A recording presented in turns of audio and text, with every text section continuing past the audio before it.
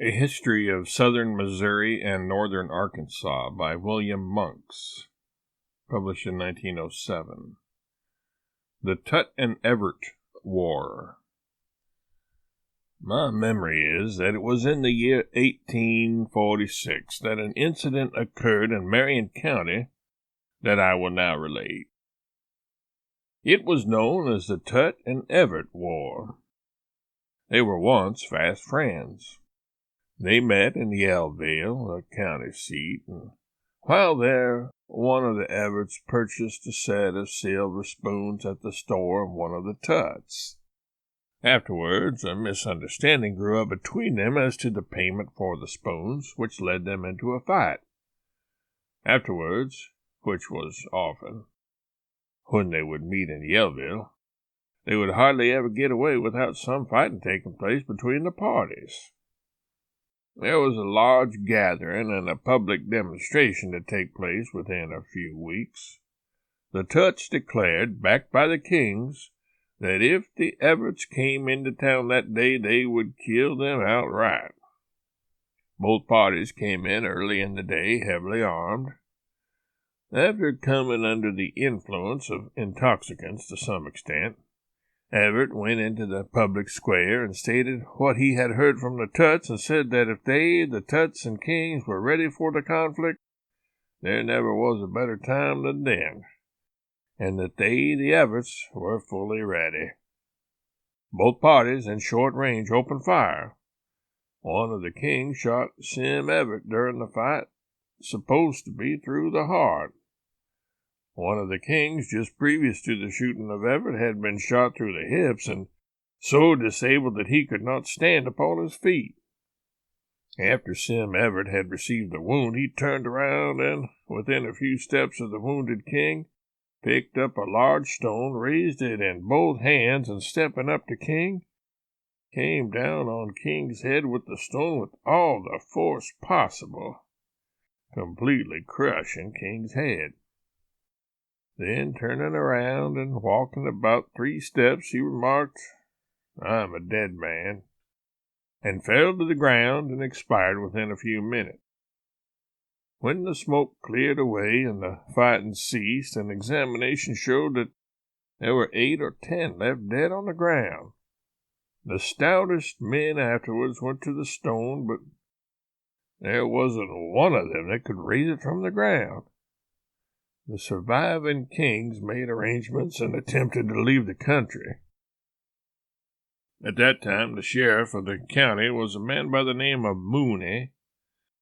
A writ was placed in his hands, and he arrested them. Shortly after the arrest, the Everts and their friends came upon the sheriff and his posse and demanded the prisoners. The sheriff gave them up, and they were all shot. The sheriff then appealed to the governor for aid. He sent the militia, who aided the sheriff in the arrest of the Everts, a man by the name of Stratton, and some others of their friends. The governor ordered them to be taken to Lawrence County and placed in the Lawrence County jail at Smithville, the county seat of that county.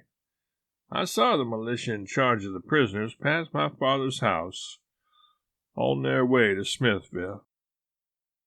In about 10 days after they were put in prison, late one evening, strange men commenced dropping into the town, who were unknown to the citizens, until they reached to about the number of 65.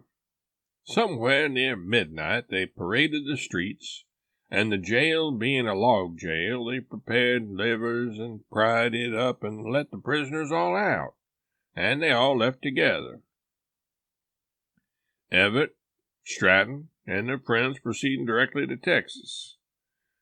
After their families had reached them and everything had quieted down, they sent in and notified Hamp Tutt, whom they charged with being the insider and leader in bringing on the original trouble, that if he would hold out and leave the state, they would not kill him.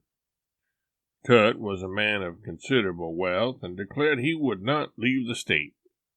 He at once hired a young doctor who claimed to be a very brave man to act as his bodyguard, and kept himself very close to the town for about the space of 2 years. One day, however, he declared that he was going to take a ride out on the main public road for his health. He, in company with the young doctor, then rode out about 1 mile.